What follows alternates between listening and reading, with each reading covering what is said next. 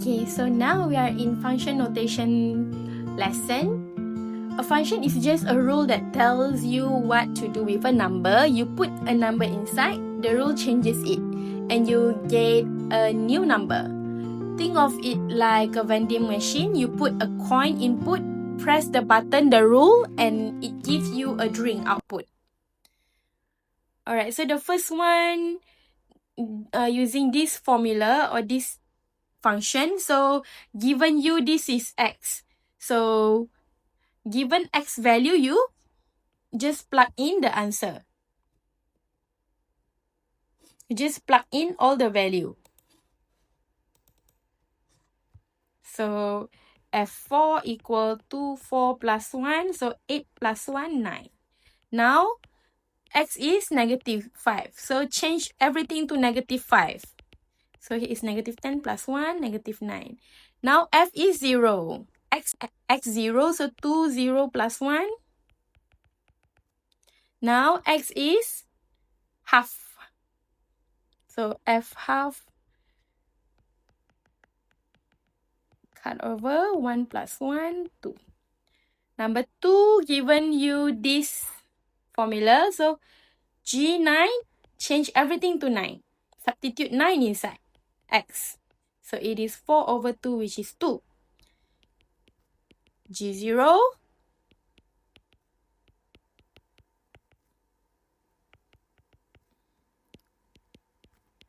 G3, G17,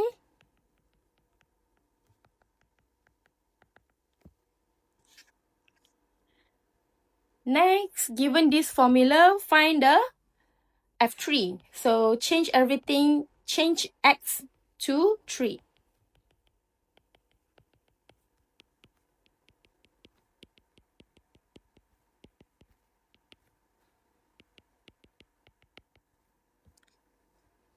X negative 4, then x 0.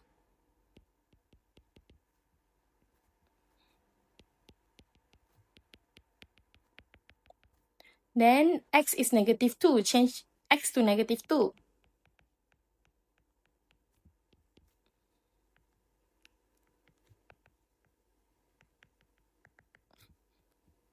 Okay, question 4.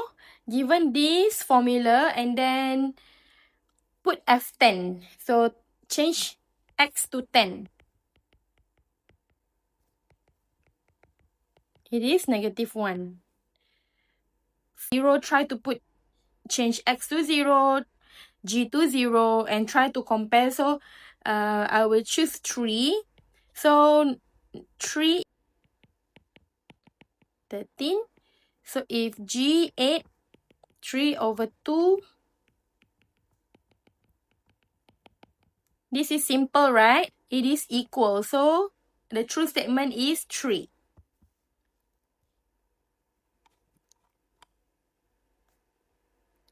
Next is you need to evaluate. Okay, students, now we are going to learn how to read information directly from a graph. So reminder, x-axis is input, y-axis is output. So when we see gx, it means look at the graph to find the value for a given x. Alright, so let's practice with reading the value. To find g negative 2. Negative 2 here. X is negative 2. So where is my value of y? If I go up, there is no graph. Now I go down. I can see I move down where the graph passes.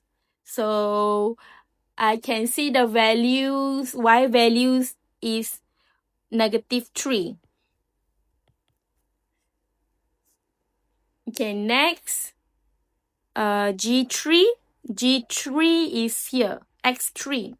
So I need to move up or down to see where the graph passes. I move up. I can see my y is 4. G0, 0 is here. So 0, I go down. I can see my y is negative 3. Next, at x7 is here. I can see my graph touches x-axis. This is my values of y is 0. Okay, so always use your finger or ruler. Start at the x value and trace straight up or down until you hit the curve. Then look sideways to read the y values. This is the tips for A, evaluating points, B, zeros of the function. So next, we need to find where the graph touches x-axis. These points are called the zeros because y equal to 0. Look carefully. The curve crosses at x-axis at x. At here, -3. Here, 1. Here, 5. Here, 7. So the zeros of the function are -3, 1, 5, 7. Zeros live on the x-axis. If the graph crosses or touches the x-axis, that x value is a 0. Next. Okay, now for C, we don't need exact numbers, just how many solutions. We are asked, when does the graph equal 2? That means draw a horizontal line at y equal to 2. So remember, g x equal to y or f x equal to y. This is input. This is output. X is input, y is output. So now, question give us gx equal to 2. So we know that y is our output. So I draw a line at y equal to 2. So you can see how many solutions? 1, 2, 3, 4. So I have 4 solutions. For number 7.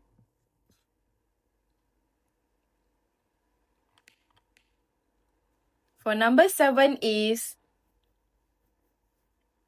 when substitute t0. Now my equation is ht 100 minus 16t squared. I put h0, so I change my t to 0. So I will have 100 minus 0, which is 100. So if I plug t equal to 0 into any motion formula, what am I finding? It is initial or starting value. So for B, now I put my t2. I change the formula to 2, t to 2. So I will have 100 minus 64, which is 36. So it is 36 units. Is the ball on the ground yet? Hit the ground or not? No, because height still positive. Ground height is 0. Okay, next. Problem 8.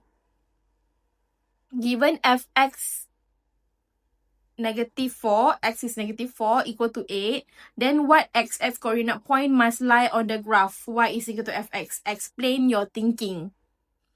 Okay, so notation f -4 equal to 8 means when input is 4, output is 8.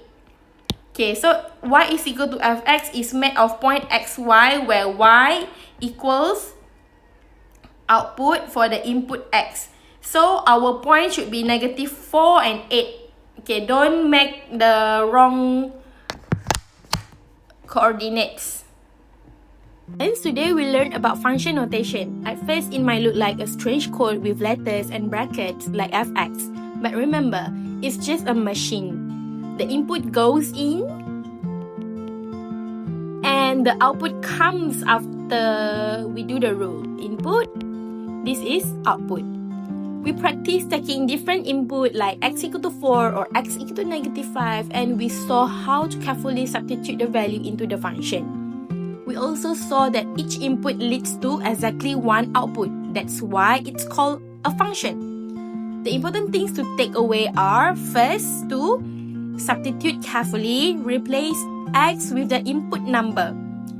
Second, follow the order of operation. Square first, then multiply, then add or subtract. Even if it feels difficult now, with practice it becomes natural. So every time you see fx, think input goes in, apply the rule, and output comes out.